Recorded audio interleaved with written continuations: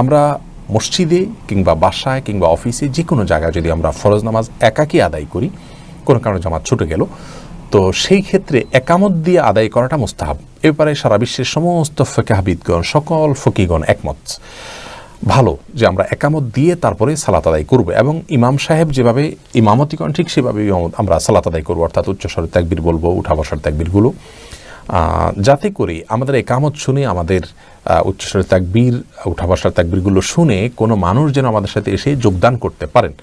এমনকি কেউ যোগদান করার সম্ভাবনা যদি নাও থাকে, আপনি একাকী কোনো কক্ষে আছেন, সেখানেও সালাত আদায় করেন, সেখানেও আপনি একামত দিয়ে সালাত আদায় করাটা মুস্তাহাব।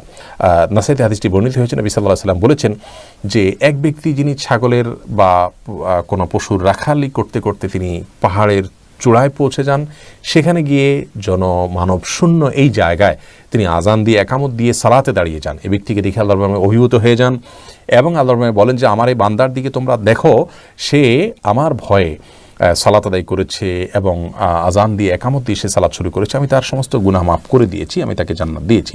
তো এই হাদিসের আলোকে একামত দিয়ে সালাত আদায় করাটা মুস্তাহাব। যদি কেউ একামত ছাড়া করলেও তার সালাত হয়ে যাবে, যেহেতু তিনি একাকী সালাত আদায় করছেন, কিন্তু একামত দিয়ে সালাত আদায় করাটা মুস্তাহাব। আর মহল্লাতে যদি আজান হয়ে থাকে তাহলে তার আর আজান দেওয়ার প্রয়োজন নাই। হাদিসে যে আজানের কথা বলা হচ্ছে সে এই জন্য যে তিনি যেখানে সালাত আদায় করেছেন পাহাড়ের চূড়ায়, সেখানে আশেপাশে কোথাও আজান হয়নি, সেই জন্য তিনি আজান একামত দুইটাই দিবেন। কিন্তু আমরা সচরাচর যেখানে সালাত আদায় করি সেখানে আশেপাশে যদি আজান হয়ে থাকে তাহলে আমার দ্বিতীয়বার আজান দেওয়ার দরকার নেই, আমি একামত দিয়ে একাকী সালাত আদায় করবো ইনশাআল্লাহ।